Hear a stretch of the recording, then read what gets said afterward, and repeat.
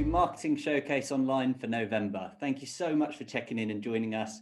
I hope you're looking forward to a good day of marketing presentations and generally a bit of fun. So my name is Ashley Jones. I'm going to be your host for today. I'm also the event director. The first talk that we have today is Katie Lehman from Vooba. She's the head of social and she's going to be talking about maximising the power of social media. Before we get underway with that, I just want to do a little bit of Zoom etiquette. I'm sure we've all experienced Zoom fatigue by this point, but please just bear with me as I just explain the way we're going to use Zoom today. So at the bottom of the screen or somewhere on your phone or whatever application you're using, you have a chat feature. Now that's used to say hello to me. I like to say hello at the start and get people to put hello in the chat at the start, just so I know I'm not talking to an empty room here. It can feel a little bit like that sometimes where we're all kind of working from home. So just put hello in the chat so I know you're all there.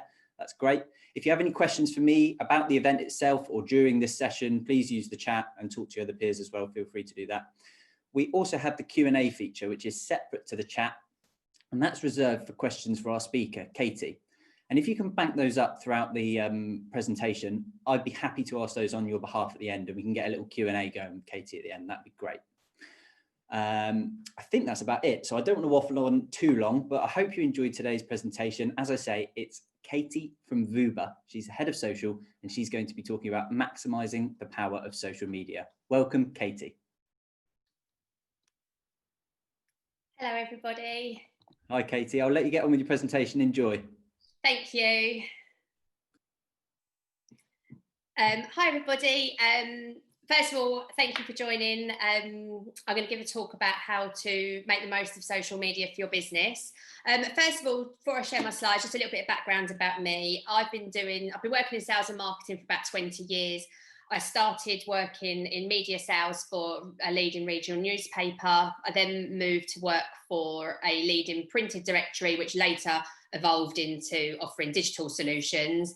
I was there for about 14 years, and then I left there to work with Vooba, so we could work with businesses on more of an independent sort of ground level basis. But essentially everything I do, I work with businesses to look at what your goals are and then advise on a marketing strategy to help you achieve those goals. I love what I do, and I love social media because it's forever changing. There's always new things to learn, and you can keep businesses up to date with everything that's going on. So I'm going to now share my screen so I can share my slides. I hope you enjoyed the talk. I'm offering a 30-minute consultation where I can look at your business goals and help advise on how you can leverage social media to help your business. If you'd like to book one of these, please type yes please into the chat, and Ashley will pass me your details and I'll be in touch to book a convenient time for you.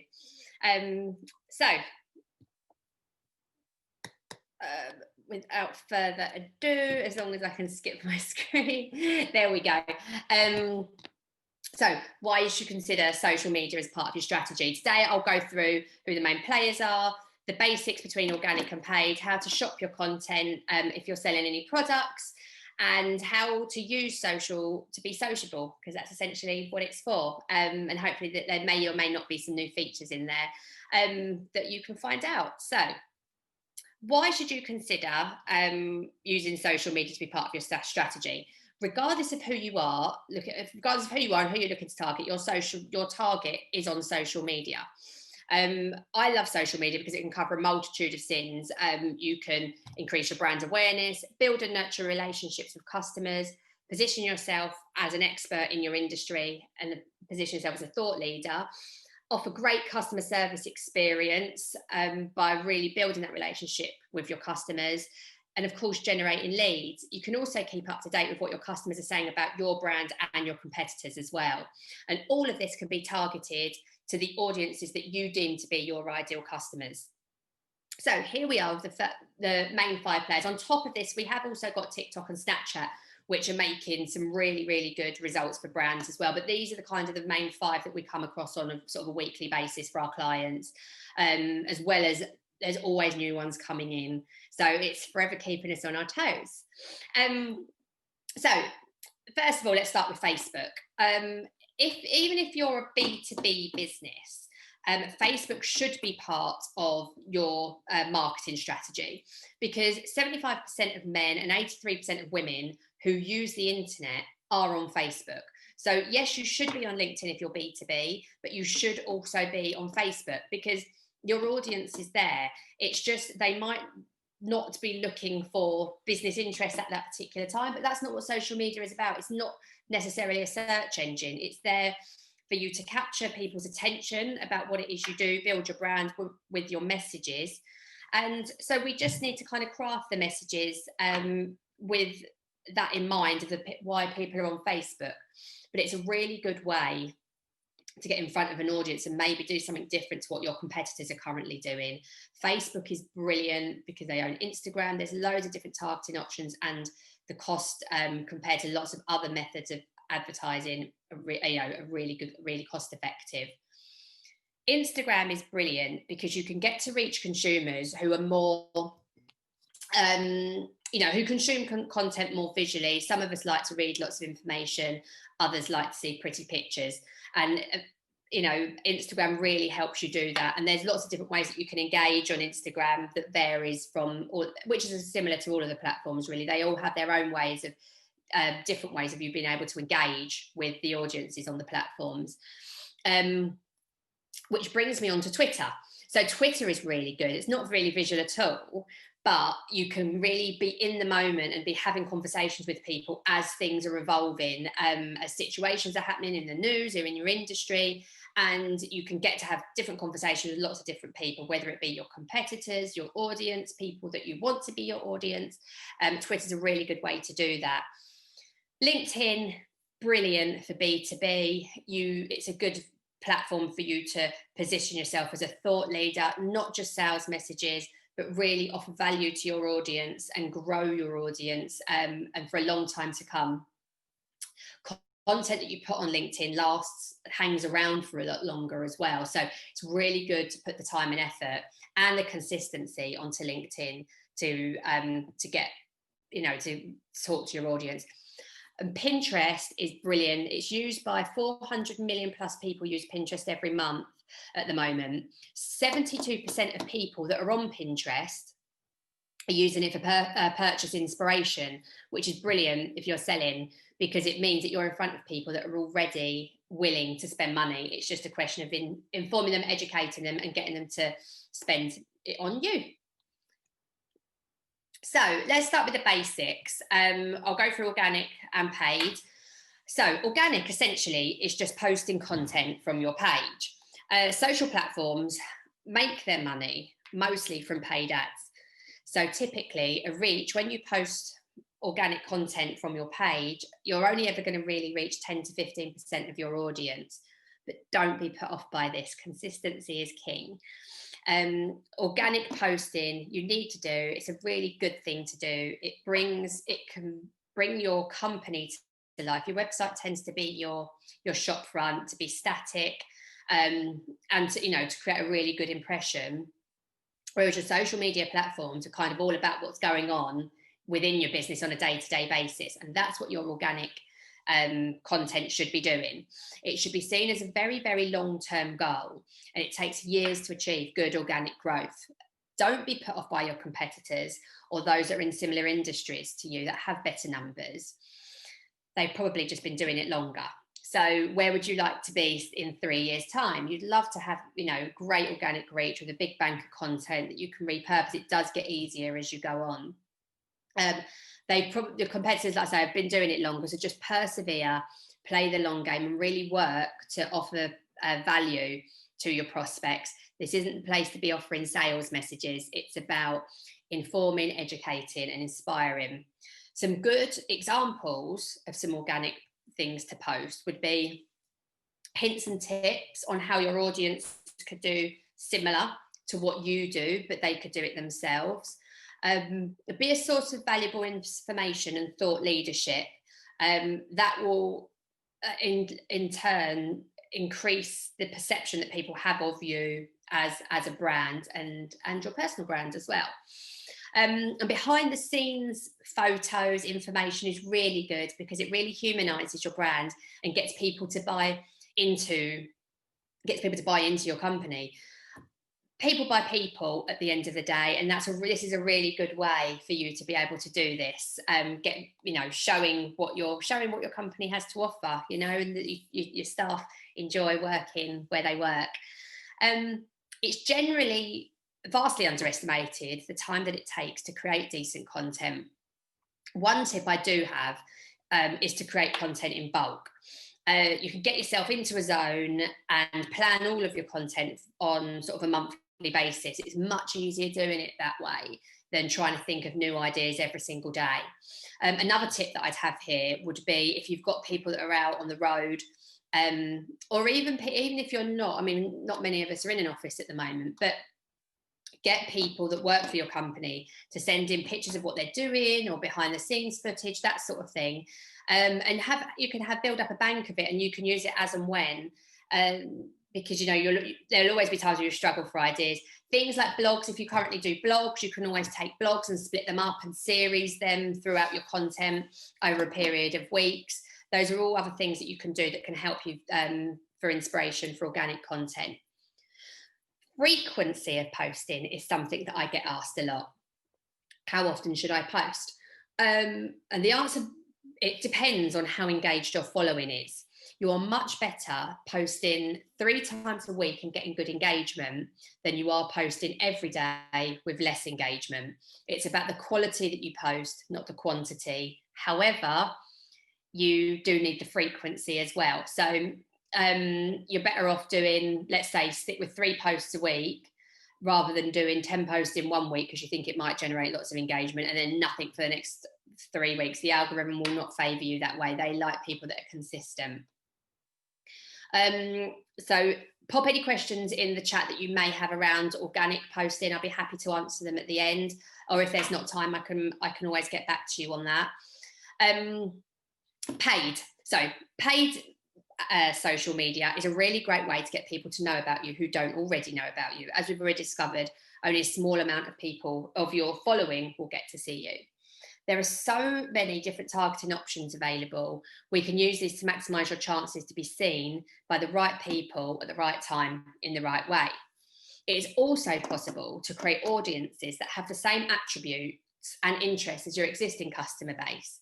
So ask yourself this question: how would you like more of the current customers that you currently have?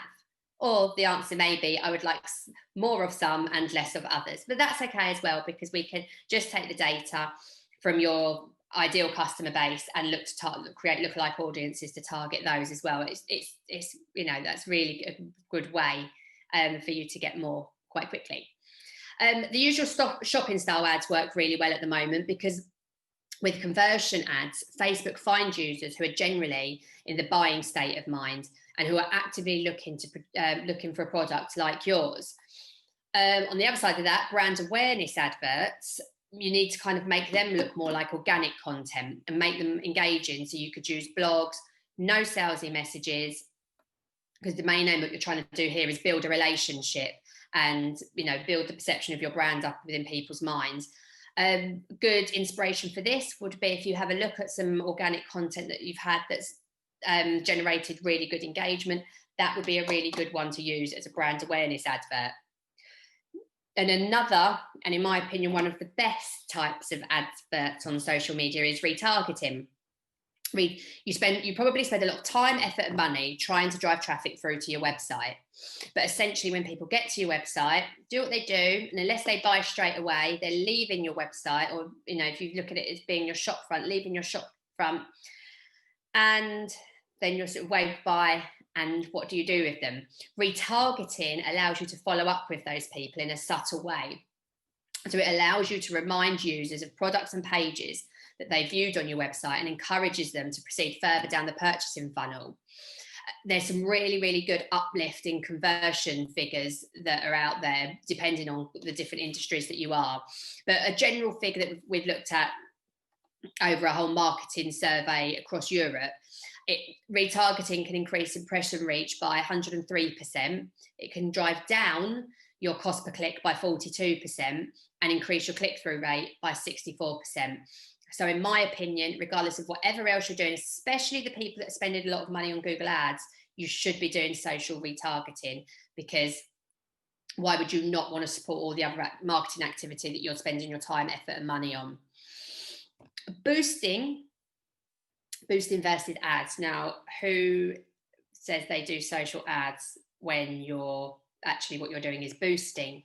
Boosting posts are brilliant. If you've got an organic post that's proven really popular, that's a really good indication of a post that you should boost, because going back to the fact that you only get small reach on your organic, getting more people to see an engaging post is really good, and a really good way to increase your audience that way. But boosting posts, the sole aim is to increase engagement. They shouldn't be used as a tool to generate leads, because that's not what they're designed for. And if you do that, you'll probably be disappointed with the outcome.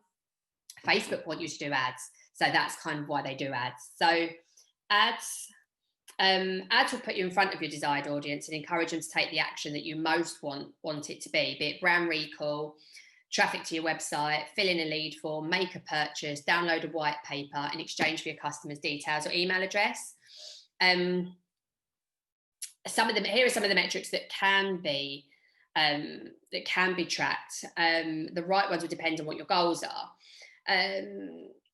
So things like what I've just gone through, really, like traffic, brand awareness. You can do an on-lead Facebook form, or we can drive the traffic through to a converting page on your website as well, which can always be really good. Here are some of the metrics, sort of the KPIs that we can have a look at. Things like reach, follower numbers, engagement metrics, click-through rates. There's loads more that we can look at targeting. It just depends on what your goals are. We'd match the KPIs to sit alongside what your actual goals are. But, again, if anybody wants to discuss that, please do. This is just to show you some examples of some case studies that we've done on social media. So this is Deacon Jones. It's a high quality flooring company. The spend here, if you can see, they've spent just under £800 over the month, which has generated adds to cart of 64, purchases of 25. And the other example we're looking at, adds to cart 113, purchases for 14. This one's they were offering samples, then you got follow-on metrics after that, off to how many people then went on to to purchase the full amount. So really, really good quality. But if you have a look at the reach and impressions figures that you've got there, you wouldn't, it'd be really hard to achieve those sort of figures just by doing Google AdWords alone. So I hope that makes sense. This is another one that we've run more recently, within the last couple of months. It's a timber yard selling to builders, landscapers and that sort of thing. And they spent around about £400, and the total sales in this was around about £13,000 in total sales. So again, as you can see, the ROI, there's a really good ROI to achieve here. So this is another reason why social needs to be part of what you do. So shop your content. If you've got a physical product, create an easy shopping experience on Facebook and Instagram. In a normal feed, you can post, you can sort of tag items from your photos that you sell from your e-commerce site. The messaging of the post itself doesn't need to be salesy in the slightest, but this extra feature allows people to tap the image and to see the exact products that you're selling. And the less clicks someone has to do, the easier that you make it for people to buy, and the more sales that you will make. So it's really, this is one that you really need to consider if you're selling a physical product online. So moving on, again, if you've got any questions on any of those parts, just comment in the chat or the Q&A, and I will hopefully answer them at the end, or if not, I'll come back to you. Using social to be sociable, community management first of all. So why should you, what is this all about? Using your social platforms as a community rather than just a page that you post from gives you the opportunity to engage with your audience and be part of conversations rather than just shouting your messages to them. And this helps you to build and nurture relationships.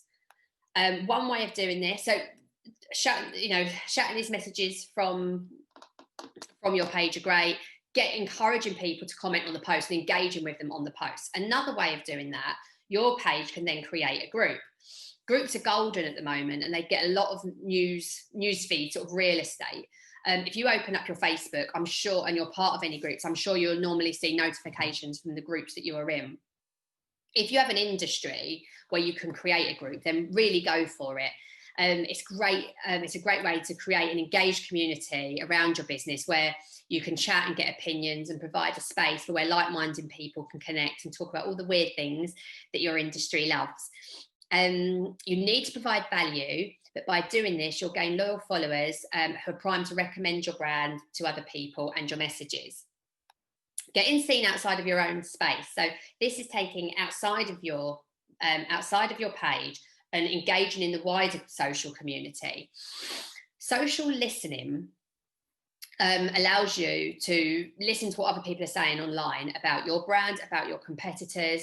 It allows you to monitor keywords and mentions and understand more about what your target audience, what they like, what they don't like, what they're saying. You can sort of discover potential leads, things they love about your industry as well, and it can kind of help you make decisions with your business going forward. You can engage with the audience, see what they're talking about. You can identify top influencers and potential ambassadors within your industry as well. And again, keep an eye on your competitors. Influencers. Influencers sort of 10 years ago probably really came a thing. It's not, influencers aren't just now celebrities on Instagram nowadays. Influencers can be found on all platforms, in all industries, in all walks of life. You know, there'll be people in your local area that are kind of local ambassadors that talk about all, you know, go and visit all the local shops that you could leverage and have a discussion with them. There'll be people that are niche to your industry, whether it be construction, home, fashion. There will be an influencer for every industry that is out there. A recent survey with marketeers found that influencers are generating 11 times the ROI versus other digital media, because the content that they put out, they're putting it out to an audience that already have bought into them and their opinions. So their opinions hold very strong with their audiences. So they say something's good, their audience believe it. They're more likely to take action than messages. It goes back to the people are always going to trust. That's why reviews are really important as well. People are always going to trust what somebody else says about your brand more than anything that you could ever say about your brand. So how do you find the right influencer for your brand? Come and talk to me and I can help you with that. So social media doesn't have to be hard. You can make it easy for yourself. Everything I've spoken about so far, you can pretty much do yourself. It's just whether you want to put the time and energy into learning it and doing it. But a couple of things too that can help you. Plan out, I've already mentioned about planning out your content already. So plan your content in bulk. Use a content calendar. Google Docs works fine. There are other tools that you can use. Scheduling tools. We use Content Cal and Agorapulse, which are really good. You can create and schedule posts through Facebook and Instagram using Creator Suite, and that saves you time. Free. Canva's really good. If, like me, I'm rubbish at design, but I can go onto Canva and create things that look quite nice. And there's a free version, and if you want to take it to the next level, there's a pro version of Canva as well, which is really good. But make sure you track your performance, because no one's perfect. And how do you learn to evolve and move on if you're not tracking your performance? So why outsource to an agency? Like I say, you can do all of this yourself, but you may want to outsource to an agency. So you're the brand expert. A social media agency is merely a tool to help you expose your brand effectively in a way that resonates on social. And we can help you use all of the features that are available that would help you achieve your goals and help you stay one step ahead of your competitors, making sure that you're making the most of everything that's out there for you. So I hope this has been of some help to you. I would love to discuss further how we can help get social media working well for you. Feel free to connect with me on LinkedIn. That's Katie Lamond, or follow Vooba on Facebook, LinkedIn, and Instagram. We like to post lots of hints and tips on things that you can do to help your business. So thank you, and I'll look forward to hearing some questions. Katie, brilliant. Thank you so much for that presentation. I've got loads of people in the chat now saying thank you and how brilliant that was. We've been flooded with questions as well. So look, I want to get straight into that because we've got 5 minutes or so. So if you're happy just to stick around, I'm going to ask a few questions on behalf of our visitors. So firstly, the first one that came in was talking about Twitter and engagement on Twitter. And I think I'd mirror this, that we've seen from our own company profiles that engagement on Twitter just kind of has slid off in recent years even. Do you have any tips for how maybe you can pump up your impressions and get better engagement on Twitter? Reciprocate that. So you go and be active. It'd be interesting. It depends on a case-by-case basis and the industry as well. But if you want people to engage with you, you need to engage with them. Right. As well. So identify who your audience are and where they kind of hang out. Look at the people who they're following and who they're engaging with. Look at your competitors, who's engaging with your competitors, and basically be all over them. Don't wait for it to come to you. Be proactive and be out there engaging. And also by saying that, I guess you mean kind of make a conversation with individual people rather than, certainly I fall foul of this mistake, is I'll put out a post expecting for people to talk to us. Yeah. And is that what you're saying, Pat? Don't do that. No, it's all about going forward. This is why tools like groups and social listening are really important going forward, because it's about having the conversation. You wouldn't expect to walk into a room, shout your message out and have loads of people running to you. You should, in real life, you want to network with that room and see how you can offer value to them, because they're likely to then offer value to you. It's the same thing online. Brilliant. Okay, great answer. I mean, we're getting swamped with questions now, so I'm just going to make sure that everybody knows I'm going to copy all the questions and I'll send them to Katie so she can get in touch with you for any of them that we miss. So just because I don't say it now, please don't think I'm picking and choosing. I'm just going through them in time order. SEO and social media. Does social media contribute to your SEO ranking? Yes, because essentially they work quite nice in a circle, really. So when you look at Google pay-per-click, can benefit. So SEO can benefit your Google pay-per-clicks. If you've got a better performing site, your Google pay-per-click will work better. Then it works the other way with social media, can deliver quality traffic to your website. Delivering quality traffic to your website helps increase your SEO. It's something that we're working on at the moment in-house, because we've got a really good SEO department and we're collaborating together to get our SEO clients better, better quality response than what we're currently getting at the moment. We do a really good job on SEO. So it's a bit like when you're doing everything for someone, when do you take it to the next level? Now, our next level is social media. Okay. And I know you touched on this in your presentation, and in fact, we've got another talk at the end of the day that kind of supports this question. But what's the best performing type of content? Is it all about video now, or is static content still okay? Again, depending on, not to evade the question, not to be too non-specific, but there is, people think video is all about video. Video does get the best engagement, and for algorithms, especially like algorithms like LinkedIn, you'll be favored by the algorithm the longer somebody stays, the time that somebody spends on that post. So videos help that. That's also why LinkedIn, you'll find people write long pieces of text as well, because it keeps people reading for longer. So yes, videos are still, they're not going anywhere.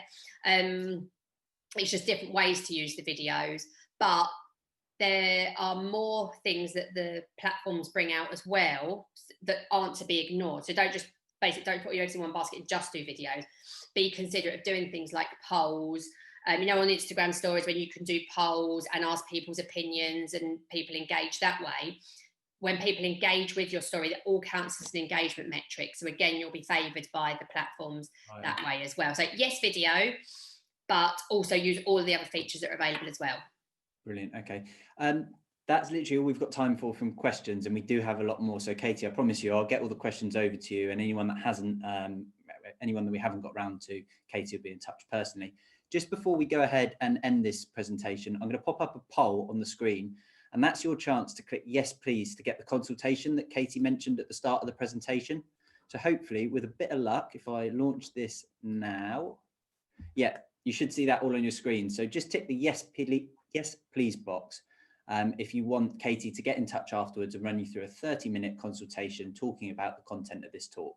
I've certainly been able to squeeze a bit of free info out of Katie on previous discussions, so she is really good to have a chat to about that. So whilst you're all getting on and doing that, I just want to say thank you to everybody that's watched our first presentation of today's marketing showcase online. We've got another one in 15 minutes. I've sent you an email to join that one if you want to hop straight on. It's Adam Oldfield from Force 24. He's a brilliant speaker, so we're up for another good one there. Or you can head back to the website to see our exhibitors or, you know, the other content that we've got on today. So thanks very much for joining. Katie, thank you so much for giving up your morning to talk to us.